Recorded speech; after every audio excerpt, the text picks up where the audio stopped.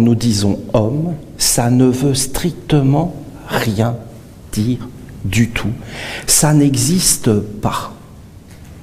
Et si on est vraiment honnête, on est plutôt des animaux. Et des hommes en devenir. Et là, on est déjà plus honnête. Parce que, qu'est-ce que c'est les animaux? Ils ont peur. Ils sont dans des instincts de survie. C'est pas du tout l'homme, ça. L'homme, c'est un être droit, digne, qui maîtrise la royauté et qui apporte que le bien, qui fait de mal à personne, qui a le savoir. Non? Non? Vous ne trouvez pas? Et tout ce qui rentre dans nos oreilles, dans nos yeux, dans tous nos sens, où on nous dit l'homme, les droits de l'homme, les humanistes qui dégoulinent de bonté, mais ça dégouline, on croirait du camembert, vous voyez, mais très très frais, très très fait, en Normandie, parce que je viens de la Normandie. Donc c'est interdit de mettre le camembert au frigo, c'est péché. C'est péché, le camembert au frigo. Tu dois le laisser dans des boîtes, il dégouline, et là, il embaume. Tu rentres dans la maison, tu te dis, mais il faut tirer la chasse d'eau de temps en temps. Non, c'est le camembert. C'est le camembert normand. Hein. On est des Normands, nous, les gars. Hein. Tu mets ça là-dessus, tu as les yeux qui te piquent sur une tartine. Là, tu sais qu'il est bon. Tu sais que, voilà. Donc, en fin de compte, je vais rester concentré. Hein. Non, j'ai des choses à vous dire. Donc voilà, l'humanisme, c'est du camembert normand. Hein, voilà, il dégouline, c'est vraiment dégoûtant, allez vous laver les gars, c'est fini cette histoire-là. Bon. Et donc, tout ça, il ne faut pas que ça rentre. Ensuite, vous avez l'homme. Aujourd'hui, si on est honnête, on doit dire, c'est ce qu'on ne connaît pas. Mais c'est ce qu'on cherche à découvrir. Voilà. Là, déjà, ce serait une attitude beaucoup plus sereine, proche de la réalité. Nous ne savons pas ce qu'est l'homme, mais en fin de compte, nous voulons sincèrement le découvrir, ou alors on s'en fout. C'est le bienvenu aussi. Donc ceux qui s'en foutent, allez là-bas, et ceux qui veulent découvrir, allez là, et puis chacun son chemin, et puis personne ne s'embête. Ceux qui veulent découvrir, c'est quoi l'homme? L'homme, c'est un mystère que pour l'instant nous ne connaissons pas. Mais les archanges le connaissent. Et il y a d'autres mondes qui le connaissent, des mondes un peu sombres, mais eux, en fin de compte, ils veulent l'utiliser. Donc, dans une ancienne humanité aujourd'hui disparue, où il n'y a plus de traces. Et pourquoi tu insistes, Olivier? J'insiste parce que je veux vraiment vous montrer que, à la base de la colonne vertébrale, il y a le coccyx. Et c'est une pierre. Et croyez pas que cette pierre dure, cet os fondamental, au-dessus vous avez le sacrum, ne croyez pas que cette pierre, elle soit morte. C'est exactement comme ce dessin. Ce dessin, il a des milliers d'années. Il a été dessiné par nos ancêtres il y a des milliers d'années, des milliers. Si il n'avait pas été conservé dans la pierre, on l'aurait perdu. On irait en Égypte, il y aurait un désert. On ne saurait rien de ce qui a existé là. Écoutez, la mémoire, c'est la chose la plus incroyable, la plus mystérieuse, peut-être la plus grande qui existe. La mémoire, croyez pas que la mémoire, c'est que je me rappelle de choses. Non, non. La mémoire, c'est... Je ne peux pas vous dire. C'est un être vivant qui parle, qui évolue. Oh, écoutez. La mémoire, c'est... Tout est vivant. Tout, absolument tout s'enregistre. Mais ce n'est pas un enregistrement de magnétophone. Hein. C'est des odeurs, des perceptions, et ça continue à vivre dans les mondes. Vous voyez, parler avec un ange, mais où il est? Il est dans la mémoire de l'humanité, du futur. Je vous dis, si on rentre dans toutes ces explications-là, vous allez voir, c'est vraiment surprenant. En réalité, tout existe en permanence dans tous les mondes, dans une mémoire qui est en évolution, mais qui se rend compte elle-même, parce que la matière morte, ça n'existe pas. Et ce qui est assez incroyable, et ce qui montre bien que tout ça, c'est des farfelus, les hommes, c'est qu'aujourd'hui, ils le savent tout ça. Parce que vous avez la physique quantique, moi je ne suis pas un expert, je m'en fous royalement de leur truc. Je ne sais pas comment vous dire, voilà, c'est un oiseau qui a fait une crotte sur un arbre. Voilà, c'est un physicien quantique. Voilà. On a découvert quelque chose, en plus il est persuadé que c'est nouveau. Alors que c'est connu depuis des siècles et des siècles. Notre Père qui es aux cieux, que ton nom soit sanctifié, que ton règne vienne, que ta volonté soit faite, sur la terre comme au ciel. Donne-nous notre pain quotidien, pardonne nos offenses, délivre-nous du mal.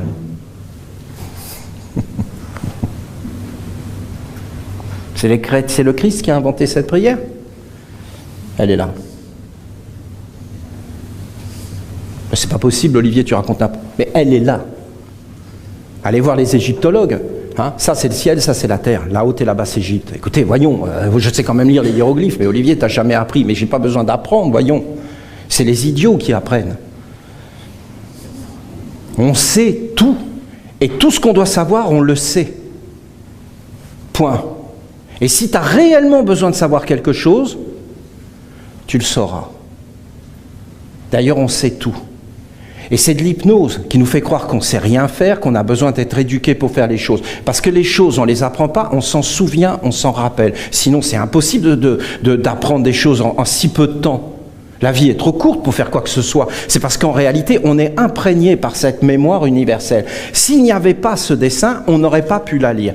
Si vous voulez remonter dans le savoir de Raphaël, il faut remonter dans un endroit où il n'y a plus aucune trace d'une humanité, où il n'y a plus aucune trace. Donc ça veut dire que c'est pas possible de lire. Bien sûr, c'est possible de lire. Celui qui saura le faire, il pourra lire même où il n'y a aucune trace. Mais en réalité, la perfection, c'est de laisser des traces. Des traces pour les générations futures. Des traces pour nous-mêmes, pour que nous-mêmes, nous récupérions la mémoire. C'est complètement phénoménal parce que tu peux aimer quelqu'un, tes parents, ta grand-mère, quelqu'un, et puis en fin de compte perdre toute trace de son visage et retrouver une photo et tout revient.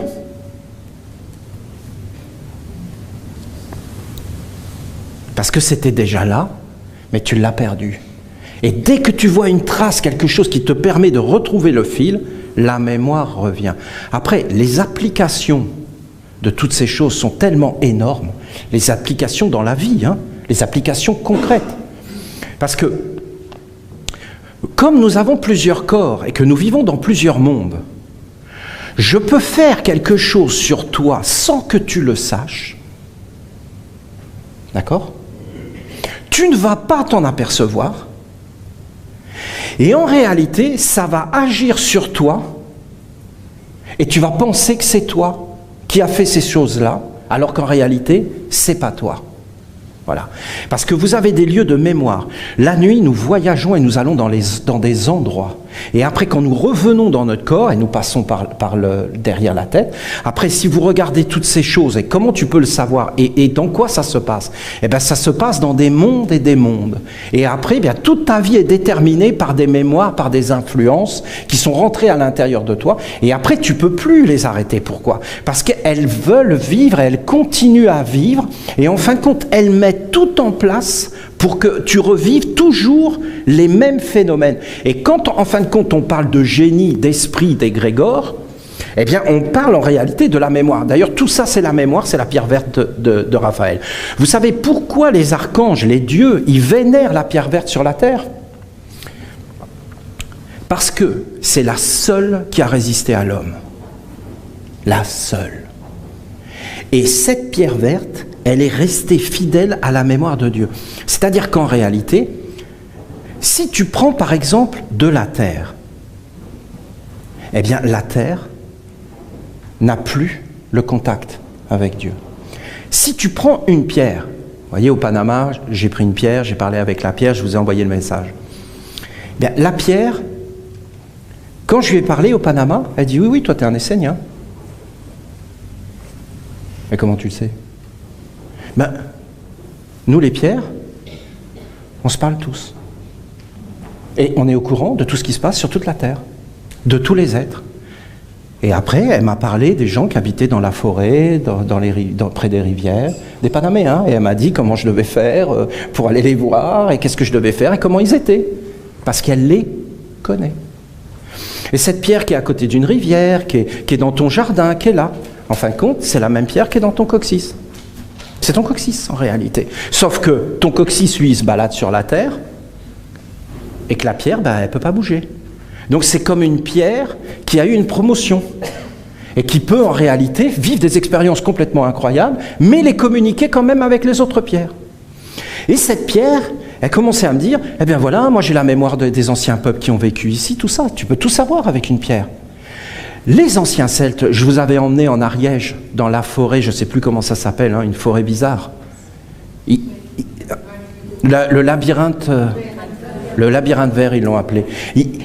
C'était tellement sacré cet endroit, on venait de toute l'Europe vers cet endroit. Eh bien, ils n'ont jamais réussi à le détruire. Il a été préservé. Et vous avez un mystère, voilà, au milieu tout est détruit. Il y a ça. Qu'est-ce que c'était ce labyrinthe vert? Je vous ai expliqué, en réalité, c'était une bibliothèque vivante. Et les anciens Celtes, ce qu'ils faisaient, c'est qu'ils enregistraient tout leur savoir dans les pierres. Pas d'écriture, il fallait savoir lire les pierres.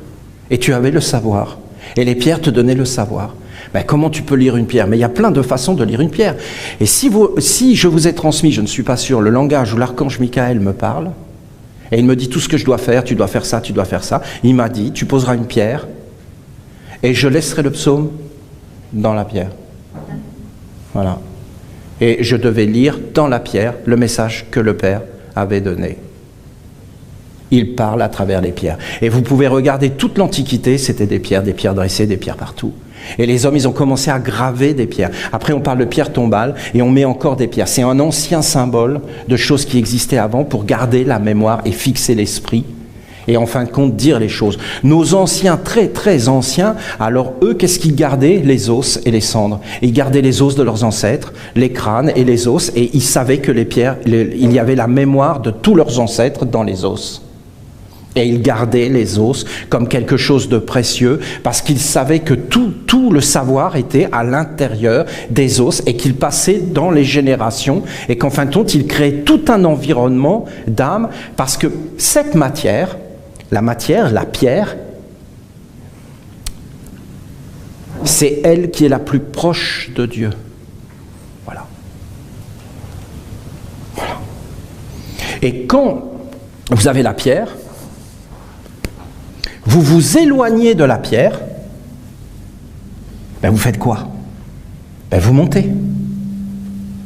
Et à un moment donné, vous arrivez dans un monde plus ou moins grossier, de plus en plus fin et délicat. Non, mais concentrez-vous là-dessus, c'est super beau. C'est super beau. D'ailleurs, vous pouvez regarder, même chez les animaux. Regardez des crocodiles, regardez tous ces êtres-là, regardez le taureau, regardez le bœuf, regardez l'éléphant, regardez leurs os, et montez dans la hiérarchie des animaux jusqu'aux oiseaux. Et après, vous allez voir sur les oiseaux les plumes, ce qui est une œuvre d'art incroyable. C'est des os creux, tout est léger, tout est fait pour être léger, délicat, aérien, et en fin de compte, eux, ils se posent sur l'air. Ils prennent appui. Et ils se posent sur l'air. Et tout leur corps est aérien, et tout leur corps est fait pour être léger. Et vous avez des corps qui sont faits pour être lourds. On part toujours du lourd vers le léger, vers l'aérien, et au bout d'un moment, même vers le rien du tout. Et vous montez au-dessus de l'homme, vous avez des êtres immatériels, mais en réalité, ils sont quand même dans la matière. Des anges, des archanges. Archange, qu'est-ce que ça veut dire? Ange, qu'est-ce que ça veut dire? Un Dieu, c'est un principe.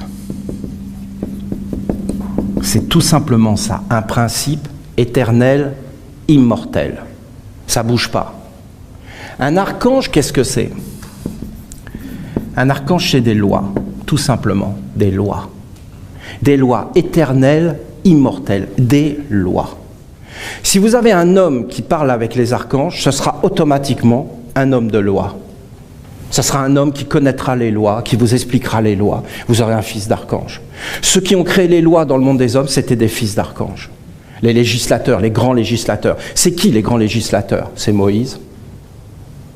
Moïse, c'est un législateur incroyable. C'est Abraham, c'est Bouddha.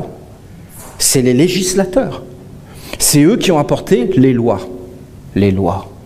Et qui ont dit aux hommes comment ils devaient vivre dans les mondes supérieurs. Parce que le grand problème d'aller vers les mondes supérieurs, c'est de rencontrer le mal. Et qu'est-ce que c'est que les anges? Les anges, c'est des faits. C'est un fait. Les anges, c'est des faits concrets. L'amour, c'est un fait concret. C'est concret. Vous comprenez ce que je vous dis? C'est des vertus. Vertu veut dire force. Mais en réalité, c'est des faits. Après, c'est aléatoire. Ouais. Vous descendez dans le monde des hommes, c'est aléatoire. Hein? Je t'aime, moi non plus. Voilà, on ne sait plus. Ça ne veut plus rien dire. C'est plus des lois, c'est plus des faits, c'est plus des principes éternels, immortels. On ne sait pas ce que c'est. Un crocodile, tu sais ce que c'est. Un éléphant, tu sais ce que c'est. Un homme, tu ne sais pas. Tu sais pas. Et en plus, en fonction de la journée, c'est pas le même. Il est super content le matin, hyper énervé le midi, tu te rends compte que tu es un extraterrestre. Tu viens l'étudier. Tu viens le matin, puis après tu te dis, bon, j'ai des trucs à faire, tu repars, alors ton collègue vient prendre ta place, tu dis, ouais, les hommes, c'est des espèces de... Voilà, ils sautent partout, en rigolant. Non, ils sont hyper énervés, ils griffent, ils mordent, mais c'est le même. Personne ne sait ce que c'est un homme. Personne. C'est totalement imprévisible. Et regardez, vous allez voir. Les anges, on sait ce que c'est. C'est un fait et il y a des lois. Des lois. L'amour a des lois. Tu ne respectes pas les lois de l'amour, boum, c'est fini. T'es pas dans l'amour. Et il y a des principes, ce sont des choses éternelles. Pourquoi l'ange a dit que la porte était fermée? Parce qu'en réalité, Dieu, où il est? On ne sait pas. Et d'ailleurs, personne ne le sait. Il est où tu veux, n'importe où. De toute façon, il est partout, mais il n'est pas là non plus. Il est ailleurs. Et en fin de compte, mais s'il était quelque part, où il serait dans notre monde? Parce qu'en réalité, Dieu n'est pas dans notre monde. Vous voyez, pour que quelque chose existe et qu'on le voit, il faut que cette chose soit séparée de ce qui n'existe pas et ne se voit pas. Vous pouvez comprendre ce concept-là? C'est aussi bête que ça. Dieu est la condition, qu'on y croit ou qu'on n'y croit pas, est la condition nécessaire à l'existence. Point final. S'il n'y a pas Dieu, il ne peut pas y avoir d'existence et il ne peut pas y avoir d'apparition ni de manifestation parce qu'il n'y aurait pas de support pour porter cette création. Dieu, c'est le support qui porte cette création. Quand on l'appelle mère, c'est qu'il nous porte. Et quand on l'appelle père, c'est qu'il nous élève. Il y a toujours un principe qui te porte et un principe qui t'élève. Imaginez qu'il n'y a pas de principe qui te porte. Déjà, tu tombes. Ensuite, tu es dans l'infini. Et en réalité, tu n'as aucune orientation s'il n'y a pas un principe qui t'élève. Regardez vos yeux, par exemple. Ils sont portés. Vos oreilles sont portées. Sinon, les yeux sont là. Ça devient bizarre. On aurait un point de vue étrange.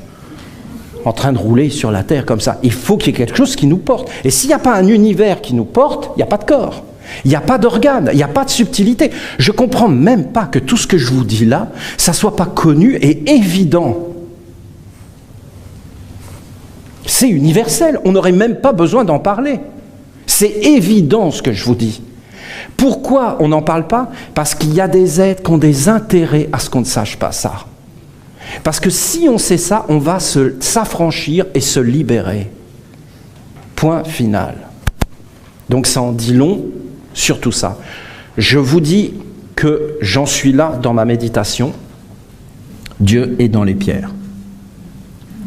Et plus tu t'éloignes des pierres, plus tu t'éloignes de Dieu. Les dieux sont immortels, mais ce que l'ange a révélé, c'est que les portes étaient fermées. Et pourquoi ils ont fermé les portes? Parce que la nourriture qui venait du monde d'en bas ne leur plaisait pas. Et donc, en fin de compte, ils ont dit, nous fermons les portes. Parce que nous risquons d'être détruit. Voilà.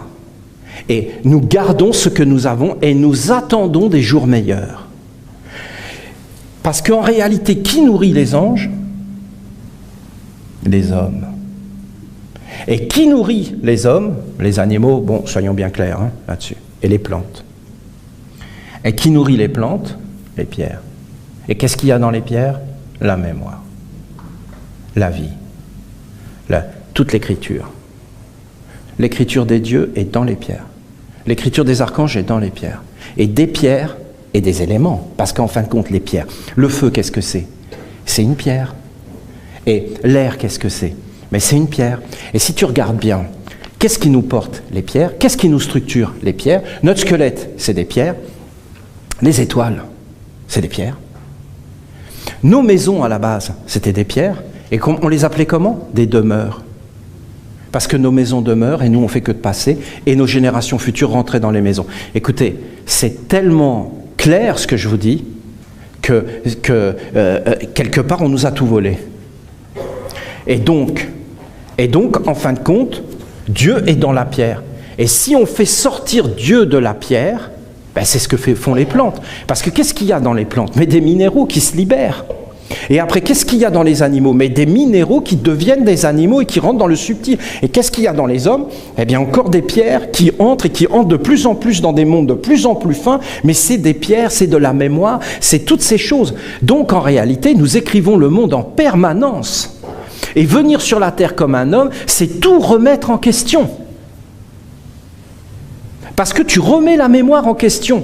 Et la difficulté d'être un homme, c'est que nous n'existons pas réellement. Donc nous devons sans arrêt sauvegarder ce que nous avons pour ne pas perdre le fil. Alors aujourd'hui, avec toutes les maladies qui apparaissent, Alzheimer, toutes les maladies de la mémoire, les maladies psychologiques qui vont arriver, mais de fou. Mais vous allez voir, on va dérailler. Les humains vont avoir des maladies mentales, mais ça va être une expansion, une épidémie. Les gens vont plus savoir qui ils sont, pourquoi ils sont là. Ils vont vraiment dérailler, ils vont être possédés. Et vous allez avoir de plus en plus d'être possédés. C'est pas qu'il y a des esprits mauvais, c'est que l'homme est complètement en train de tout détruire, de sa vie, de sa dignité, de sa beauté, et des valeurs et de l'âme. Alors, voilà. Vous avez ici, dans ce coccyx et ce sacrum, toute la mémoire. Et en réalité, qu'est-ce que c'est ici pour l'archange Raphaël? Parce que ça, c'est l'enseignement de Raphaël. Qu'est-ce que dit Raphaël? Il dit que ici, ces deux vertèbres, c'est en réalité ce qui est. C'est ça qu'il dit, c'est-à-dire le nom de Dieu. Il dit qu'à la base de notre vie, c'est ce qui est. Et en réalité, qu'est-ce que c'est cet être qui est? C'est l'homme. Ensuite, vous montez et vous avez des lombaires. 5 lombaires. 5 lombaires, c'est-à-dire en réalité la terre, l'eau, l'air, le feu et l'éther, l'éthérique. Le corps éthérique, c'est-à-dire en réalité, c'est des mémoires. Et là, vous avez dans ces lombaires, et vous avez ici, alors vous avez la moelle épinière, vous avez tous les systèmes nerveux, mais en réalité, c'est assez simple tout ça. Vous avez des systèmes nerveux, des systèmes sanguins, vous avez les systèmes veineux, le système hormonal. C'est assez simple, l'homme. Et vous avez tous les organes qui sont là, qui sont raccrochés. Vous n'avez pas d'os dans le ventre. Vous avez comme des os ici, comme une cage, la cage thoracique. Et après, vous avez la tête qui est enfermée. Mais qui respire quand même aussi. Ce n'est pas un os fermé. Et vous avez la pierre en haut et en bas. Vous avez des organes qui sont raccrochés. Aux organes ici, vous avez les organes génitaux, les organes... vous avez les portes d'en bas. Et vous avez quelques organes ici. Après, qu'est-ce qu'il y a ici ? Ici, ce sont des esprits. Des esprits. Vraiment des êtres qui sont au service. Oui, parce que je ne vous ai pas dit, je voulais vous le dire quand même. Pourquoi la pierre verte est sacrée de Raphaël? Parce que sur la terre, c'est la seule qui a résisté à l'homme. Parce que quand, par exemple, on parle à des pierres, eh bien, en fin de compte, elles n'ont plus la mémoire de Dieu. La terre n'a plus la mémoire de Dieu. Donc comme elles ne l'ont plus, elles ne peuvent plus la transmettre. Mais comment ça transmet? Ben c'est simple, tu mets une graine, la graine est là, elle lit la mémoire, elle se nourrit, elle se développe. Vous croyez que la graine est là en train de faire des plans de carrière? À 24 ans, j'aurai mon diplôme. À 26 ans, je me marie parce qu'il faut que je fasse des gosses. Et après, vous croyez vraiment qu'ils font des plans? Non, ils vivent dans ces écritures. Et normalement, ces écritures sont divines. Mais l'homme devait être celui qui est le gardien de la mémoire, de tout ce qui est sacré, et le mettre en mouvement. Qu'est-ce que c'est la vie d'un homme sur la terre? De te faire des souvenirs.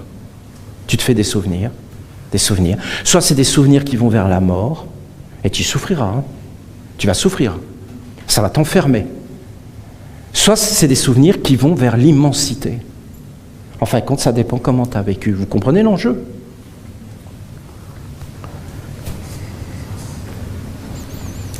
Donc, en fin de compte, la Terre, elle a perdu la mémoire, mais elle a quand même beaucoup de mémoire. Par exemple, ton grand-père, ta grand-mère, ton arrière-grand-père, ils sont dans la Terre et en fin de compte, tu les manges. Quand tu manges des légumes. Et les animaux et les hommes, en fin de compte, sont des êtres qui gardent ces choses. Après, s'il y a des actes qui sont faits, eh bien là, c'est la mémoire de l'homme, c'est l'homme en réalité. Parce que tu ne peux pas tricher, c'est ce que tu vas faire, c'est tes actes. Après, les hommes, ils montent dans des sphères supérieures et ils mentent. Ils se cachent. Mais en réalité, on regarde ce que tu fais dans la vie. Ce que tu fais, tu le deviens. Homme, connais-toi toi-même et deviens ce que tu es. Mais qui je suis? Si vous posez ces questions, qui je suis devant Raphaël, là, vous serez accueillis. Parce que Raphaël, il veut que tu saches qui tu es et que tu sois identifié. Vous avez vos propres mémoires, celles de vos ancêtres, celles du peuple, celles de l'humanité, qui sont activées et vivantes. Ah, je vais vous dire, là vous entrez dans les 12 dorsales, qui sont en réalité le signe du zodiaque. Parce que le signe du zodiaque, le zodiaque, c'est le placenta. C'est-à-dire que c'est la frontière extérieure de la création des mondes. À chaque fois que vous avez la création des mondes, vous avez un placenta. Et vous avez des influences du cosmos qui rentrent dans ce placenta. Et en fin de compte, c'est elle qui crée. La tête, c'est le bélier, le cou, c'est le taureau, la parole, les gémeaux, c'est les mains. Et en réalité, ce sont des influences universelles d'un cercle qui crée au centre une image condensée de ce qu'elles sont. Et derrière, ce sont des dieux. Et vous avez des influences qui viennent, et l'homme doit traverser ces influences parce que vous avez à la fois des contre-vertus et des vertus.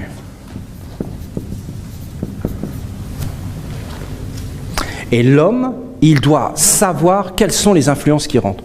Maintenant, soyons clairs, c'est très rare que des hommes arrivent à monter jusque dans leur dos.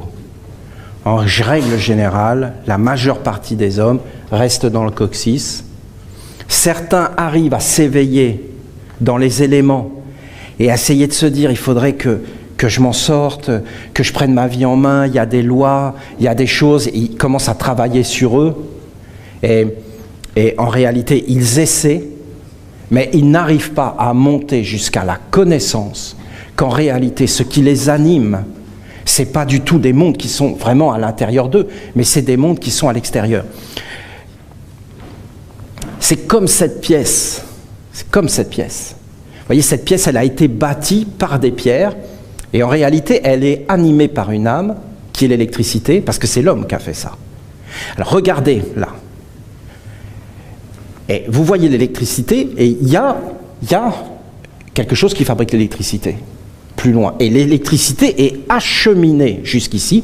Il y a un compteur, il y a un transformateur, et après l'électricité dans des câbles, et elle va devenir lumière, elle va devenir air con, elle va devenir chauffage, elle va devenir tout ça, En fonction des organes dans lesquels elle va passer. Vous avez l'homme. Vous avez l'homme, sauf que l'homme n'est pas animé par une électricité, même si on peut dire que c'est une électricité, il est animé par une âme. Et en fin de compte, il est animé par une âme qui passe à travers le bélier et conduit à travers une vertèbre. Là, vous avez un gardien et il regarde comment l'homme se comporte dans sa vie et notamment comment il s'identifie. Est-ce qu'il s'identifie à son corps ou est-ce qu'il s'identifie à son âme? À partir de ce moment-là, quand il a catalogué l'homme, il le relie au courant qui est dedans et l'homme va vivre tel événement, tel événement, tel événement en rapport avec ce qu'il est, donc en rapport avec sa respiration et avec ces mondes ici, qui vont rentrer plus haut, parce que vous en avez 12 ici, alors c'est le collier de Gabriel. Alors après, vous mettre des vertus là-dessus, ça va être bien compliqué, parce que dans le fond, ça reste à trouver, mais je peux vous en mettre si vous voulez. Là, vous avez les vertus de Gabriel, donc après vous avez les contre-vertus, là vous avez la ronde des archanges, vous avez le culte de la lumière. Et en réalité, les vertus, après vous avez les 12 vertus avec les 144 anges de la ronde des archanges, et vous avez le corps de l'homme dans sa totalité. Pas le corps physique, c'est pas un corps physique. Les occultistes l'ont appelé le corps astral. Parce que, qu'est-ce que c'est le corps astral? C'est toutes les influences des astres qui sont le grand corps, et en fin de compte, qui nous influencent en permanence et qui entrent par nous, à l'intérieur de nous par des portes, et qui agissent. Et vous avez réellement un corps astral ou pas, en fonction de comment vous vivez dans votre vie. Est-ce que vous êtes conscient la nuit? Est-ce que vous voyagez hors du corps? Il y a une vie dans le corps, il y a une vie en dehors du corps. Mais on ne le sait pas parce qu'on n'a pas été éduqué de cette façon. Ensuite, quand vous arrivez dans la tête de l'homme, alors ce sont le monde des anges, des archanges et des dieux. Vous avez sept cervicales.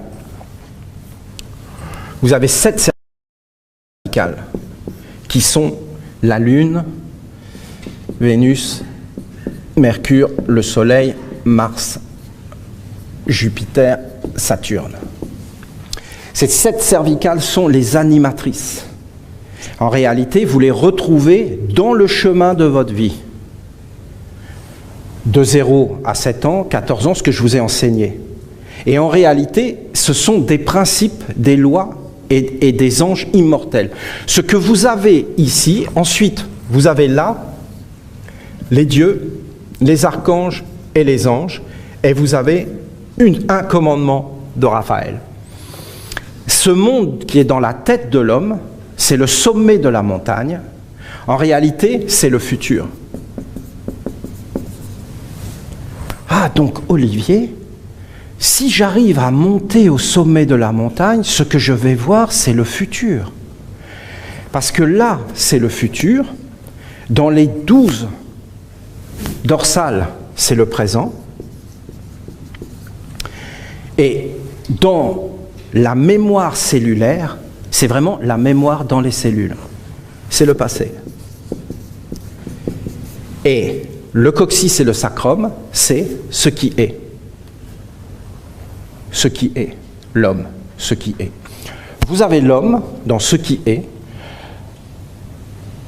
Dans le passé, vous avez les esprits du feu, de l'eau, de l'air, de la terre et des éthers. C'est-à-dire un corps plus subtil à l'intérieur de toi qui organise toute ta vie, les rencontres que tu vas faire. Pourquoi tu vas réagir de telle façon? Alors dans ton enfance, ils se manifestent, mais c'est tellement puissant. Ils sont en train de tout créer, tout ton avenir, ton corps, comment tu vas réagir. Ils rentrent dans tes yeux. Ils appellent des forces qui s'incarnent à l'intérieur de toi. Par exemple, tu crois que tu es un homme, tu crois vraiment que tu t'appelles comme ça, tu crois réellement que tu es un Français, que tu es un Suisse, que tu es un Belge, c'est ridicule. Non, mais c'est complètement inventé. Tu ne sais pas qui tu es. Tu vas t'identifier, on va te dire tu es cela, tu vas regarder tes parents, tu vas regarder tout ton entourage et tu vas essayer d'identifier et ça va rentrer à l'intérieur de toi et tu vas voir quelque chose qui te plaît, alors tu vas dire waouh, Et tu vas voir quelque chose qui te déplaît, alors tu vas dire « oh non ». Alors qu'en réalité, il fallait regarder la chose qui te déplaît. Et dans cette chose qui te déplaît, il y avait un message grand pour toi. Mais on t'a montré ce qui te plaît. Donc tu as choisi la voie de la facilité, donc c'est plus dur. Parce que c'est plus facile si c'est plus dur. C'est comme ça, c'est des lois. C'est imparable ce que je vous dis. Mais non Olivier, voyons. Mais si. Méfie-toi des apparences. C'est plus facile si c'est plus dur. La vie c'est comme ça. La mer, ça paraît plus facile, la plage, ça paraît plus facile que la montagne. La montagne paraît plus dure, eh bien au final, la montagne sera plus facile que la plage.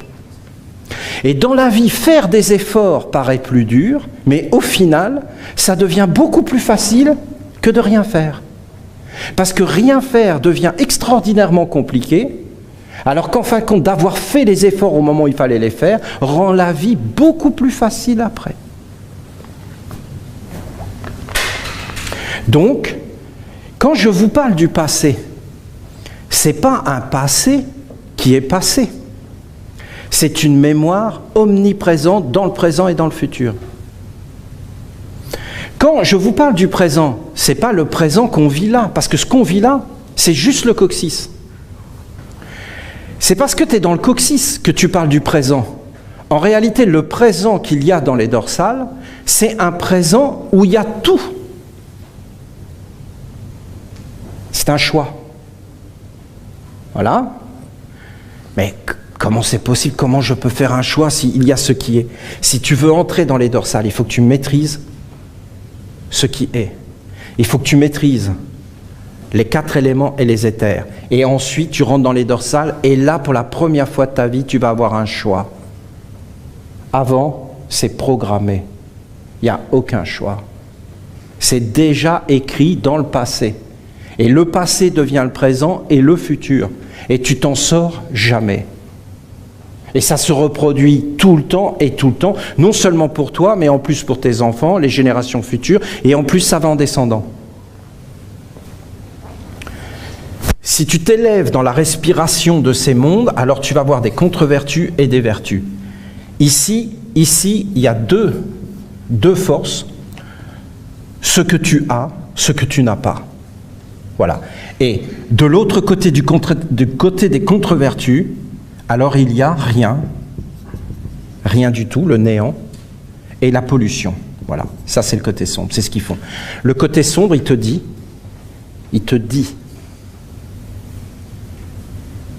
le feu, il n'y a rien derrière. Rien. L'eau, il n'y a rien. La terre, c'est mort, c'est là pour toi, les religieux. Le côté sombre des religieux. La terre a été donnée pour toi, tu dois la servir. Et tu dois asservir les animaux, les chrétiens. Et tous les judéo-chrétiens, les juifs, les judéo-chrétiens, les musulmans, ils pensent tous comme ça, ils viennent de la même source. Et ils viennent de la même influence. Parce que ici, dans ce monde-là, dans ce monde des dorsales, vous avez les fils des anges. C'est-à-dire, vous avez les fils, ceux qui sont nés des anges, c'est-à-dire les égrégores. Les génies, qui sont les gardiens d'une mémoire vivante, et les esprits. Les esprits qui animent les éthers, le feu, et en fin de compte, qui vivent à l'intérieur de l'homme et bâtissent l'homme. À partir du moment où l'homme est sorti de la mer, et qu'il n'a plus été un animiste, il est entré dans ces mondes supérieurs et a rencontré ces êtres qui ont voulu rentrer en lui et prendre possession de lui. À partir de ce moment-là, quand l'homme a ouvert la porte aux contre-vertus, l'avidité, la peur, la possession, la puissance, le pouvoir. Alors là, qu'est-ce qui délire les hommes avec le pouvoir? J'ai le pouvoir, mais le pouvoir de quoi? Et en fin de compte, ils ont asservi les hommes et les ont mis en esclavage. C'est-à-dire qu'ils ont fait naître à l'intérieur d'eux des images de néant, de bêtises, pour les asservir. Et quand les hommes ont cru à ces choses-là, ils ont fait entrer à l'intérieur d'eux des mondes. Ces mondes sont entrés, ont fait faire aux hommes des actes qui sont entrés dans leurs os, Et quand les hommes, après, étaient associés avec ces mondes sont rentrés dans les mondes supérieurs, ils ont réécrit le cosmos, et les anges ont fermé la porte, les archanges ont fermé la porte, parce qu'ils ne voulaient pas être associés avec ces mondes ténébreux. Alors ils ont essayé de créer leur monde à côté. Voilà, vous avez le monde dans lequel nous vivons. Et dans le fond, chacun essaie de sauver sa peau. Parce que c'est un monde qui est en dehors de Dieu, mais il n'y en a pas d'autre. Rares, très rares sont les hommes qui sont montés au sommet des montagnes. Je ne parle pas des alpinistes, hein. Je dis de ceux qui sont réussis à rentrer dans le sanctuaire de la tête, à traverser les mondes des influences, à se former un corps et avoir un contact avec les mondes supérieurs et avec un ange, encore moins un archange. Il y en a quand même, il y en a quand même un certain nombre. Ils sont assez faciles à reconnaître, hein. Vous avez, nous, dans notre cercle d'action, vous avez Peter Denov qui avait un contact avec les archanges et avec les anges. C'est évident. C'est évident. Vous le regardez, le maître Omraam Mikhaël Ivanov, il avait un contact avec les anges et avec les archanges. Il parlait avec l'archange Michael, très très grand. Et il avait un lien avec l'archange Michaël, il a vécu toute sa vie avec le feu, avec le soleil, et il a cultivé ça, et il avait une dévotion, parce que si vous voulez, cet homme avait été porteur d'une mémoire. Et quand il a vu son maître, Peter Denov, qui était un fils de Dieu incarné, une divinité sur la terre, un Dieu. Eh bien, quand il l'a vu, Peter Denov, c'est rentré dans ses yeux, ça a activé tous ses centres, et ça y est, ça a programmé tout ce qui était à l'intérieur de lui, et en fin de compte, il était sur des rails. Il ne pouvait pas faire autrement. Le maître Omraam Mikhaël Ivanov, c'est vraiment un être incroyable.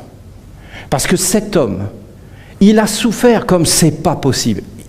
Et toute sa vie n'a été que des épreuves, des épreuves, des épreuves. Et il s'est tout le temps caché, il a toujours pris tout sur lui, il a toujours montré un visage, et il a toujours servi la lumière, et il n'a jamais failli. C'est quand même incroyable.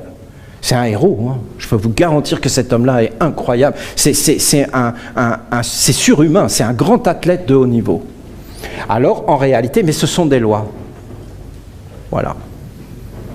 Alors, qu'est-ce que veut Raphaël ? Raphaël, pour lui, c'est l'âme. C'est tu dois t'identifier à ton âme et pas à ton corps. Si tu t'identifies à ton corps mortel, alors tu imprègnes toutes tes cellules de cette fausse identification, et donc à partir de ce moment-là, tu amènes tout vers la mort. Tu dois t'identifier, en fin de compte, à ton âme. Qu'est-ce que c'est que d'arriver au sommet de la montagne ? Eh bien, en fin de compte, quand tu es au sommet de la montagne, c'est le futur. Mais alors, donc, le futur, c'est quelque chose qui est donc après. Non. C'est un futur de ce qui est omniprésent. Voilà. Mais le temps que tu l'atteignes dépend que de toi. Parce que personne ne peut savoir combien de temps tu vas mettre pour atteindre ce futur. Bon, je ne veux pas vous perdre non plus, hein. Voilà. Là, c'est ta destinée. C'est ta destinée. La tienne. Pas celle de l'être qui vit en toi aujourd'hui et qui appartient à l'État français. Combien de temps tu vas te réveiller pour dire c'est pas ma vie, c'est pas mon âme, c'est pas le cosmos, c'est pas la volonté de Dieu, et que tu vas trouver ton être véritable et ce que tu es vraiment avec ton vrai nom et toutes ces choses que tu ne pourras entendre que dans le silence omniprésent, vivant, et qu'après tu vas redescendre pour activer tous les gardiens, d'accord ? Alors là, tu seras dans ton futur. Combien de temps ça peut prendre ? Personne ne le sait. Il n'y a pas de temps réel. Le temps, il est là, qu'on connaît. C'est un temps, boum, boum, boum, boum. Ce qui est, ce qui est, ce qui est, ce qui est, ce qui est, ce qui est, ce qui est, ce qui est, ce qui est. Essayez de vous mettre à la place de ces mondes-là. Et essayez d'écouter les hommes. La guerre des étoiles, le film, est pas mal. Ce film est assez surprenant. Celui qui a écrit ce film a vraiment pénétré les arcanes noires. Vous voyez, enfin la paix va régner sur la galaxie. La paix et la sécurité. C'est pourquoi. Parce qu'on a tué tous nos ennemis. Mais en fin de compte, tu n'as jamais tué tes ennemis. Enfin, la paix. La paix. La paix va rayonner sur la galaxie. Enfin, on va avoir la paix. C'est vraiment ça, quoi. C'est un double langage. Quand vous avez les contre-vertus, vous avez les contre-vertus, c'est-à-dire la guerre. La guerre, c'est une contre-vertu. Dieu ne la veut pas. Donc, elle est interdite. Elle-même ne veut pas. Si l'homme l'appelle, elle fait son boulot, elle lui défonce la tête. T'avais qu'à pas m'appeler, maintenant que tu m'as appelé, je m'inscris en toi et je peux te garantir que je vais te pourrir la vie. La guerre et la fausse paix. Voilà. La haine c'est pas le bienvenu, et le faux amour. Je vous aime énormément, à la sauce tartare, à la sauce béarnaise, hein, voilà. Entre deux tranches de pain grillées, voilà. Je vous aime, mais je ne sais pas comment je vais vous bouffer, voilà. Et vous avez ici la paix, l'amour, voilà. Les gardiens disent, pour qui tu veux œuvrer? Je veux œuvrer pour l'amour. Alors il regarde si tu es capable d'être droit, d'être digne, d'équilibrer les notes, d'équilibrer les mondes, et à partir de ce moment-là, ils s'installent et ils vont empêcher les courants de la guerre et de la fausse paix d'entrer en toi. Et d'ailleurs, ça ne rentrera pas, c'est évident. Parce que tu verras dans les deux mondes. Et quand quelqu'un va te parler de paix, tu verras tout à fait que c'est un charlatan, que c'est un escroc, que c'est un net pas net, et tu lui en voudras même pas, parce que tu te diras c'est juste un enfant qui est en train de se développer. S'il est président de la République, bah, tu diras oh la vache, ils sont mal barrés les pauvres là-dedans. Mais moi j'ai rien à voir là-dedans. D'ailleurs je m'en vais tout de suite au Panama. Et en fin de compte, mais non, mais je parle à ceux qui ont des oreilles, et parce qu'on va tout voler hein, ici. Et donc, ils sont en train de le préparer. Faut quand même, je ne peux pas trop parler, mais c'est quand même clair. Il y a des signes avant-coureurs. Hein. Vous avez des gens qui sont restés en Allemagne et en Europe, hein, et puis il y en a qui se sont tirés, à votre avis. Hein. Il faut avoir le courage de le faire, mais ils sont partis avant que ça craigne. Parce que tu as des signes avant-coureurs de dictature et de vol organisé. Hein. Et après, tu as toutes les portes qui sont fermées, tu ne peux plus rien faire. Parce que crois pas, parce que quand ils arrivent et que c'est légal hein, dans leur monde, ben, ils te prennent tout. Hein. Moi, ils me l'ont fait. Hein. Un jour, je vous raconterai si ça vous intéresse. Fils, petit-fils, arrière-petit-fils d'anciens combattants.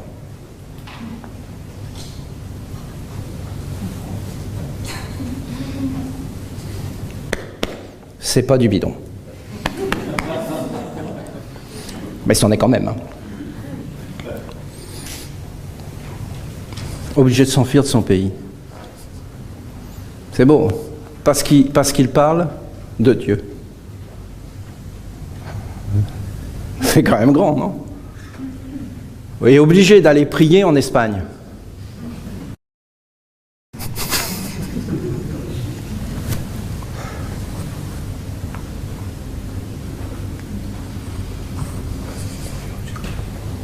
Ça, c'est le passé.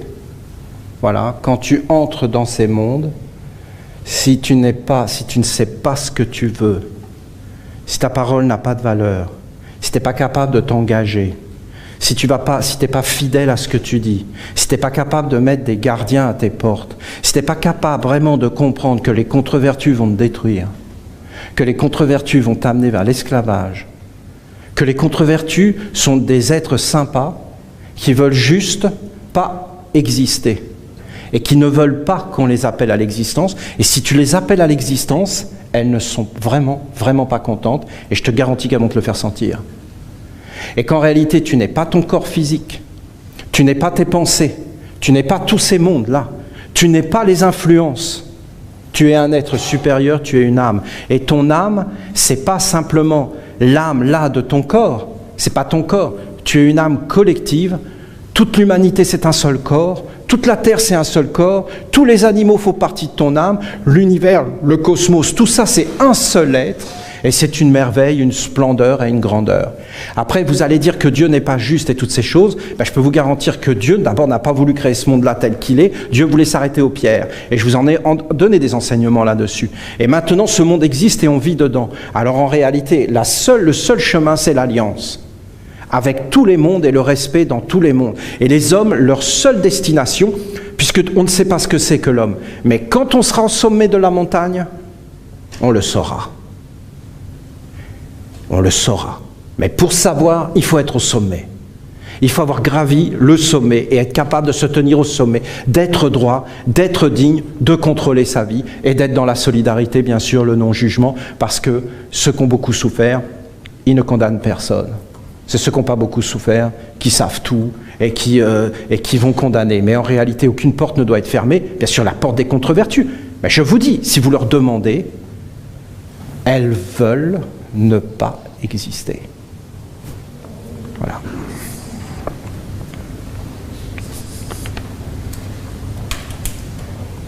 Voilà, c'est ce que nous allons faire. J'essaie. Alors, dans le passé lointain dont je vous parle, vous aviez des hommes et des femmes qui vivaient dans des temples. Et ces hommes étaient comme des prêtres, c'était des prêtres, ils étaient consacrés. Et effectivement, ils étaient capables de mettre certains hommes et de charger les vertèbres. Comme vous pouvez vous entraîner à mettre des forces dans des pierres, alors ces hommes étaient capables de fermer et d'ouvrir des portes pour fermer et préparer l'homme. Et c'est la science que Michael veut nous amener. Ça va aller ?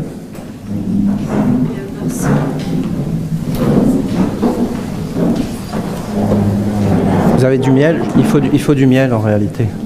Il faut du miel.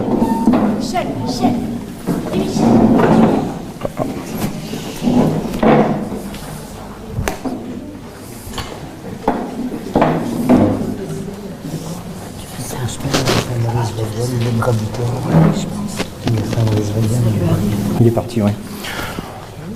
Est-ce qu'il y aurait du miel ? C'est du miel, ça ? Il a fait un malaise vagal, il est bradical, il transpire. Ok. Oui, il faut juste du miel dans la bouche, il va revenir. On remet son cœur en charge, on laisse le sang arriver. Ok. Merci. Sinon, du miel. Non, ça va aller. J'ai ça sucré. Un peu de sucre, oui. Du sucre, ça va le ramener. Du sucre, en fin de compte.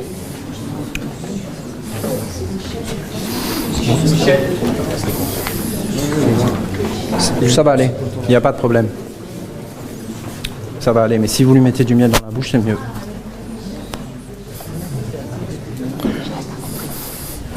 Bon, écoutez.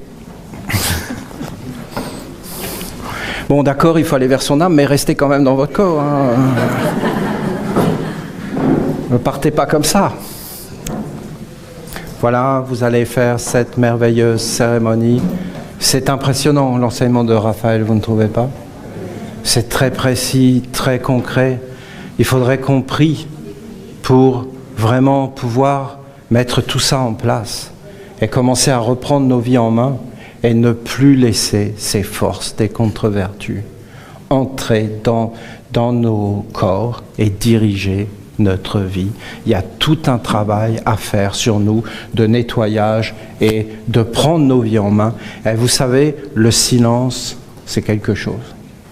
D'être dans le silence, d'être dans l'harmonie dans le silence, d'être en accord dans le silence. Peut-être que les hommes devraient régler tous leurs problèmes par le silence et par les montagnes.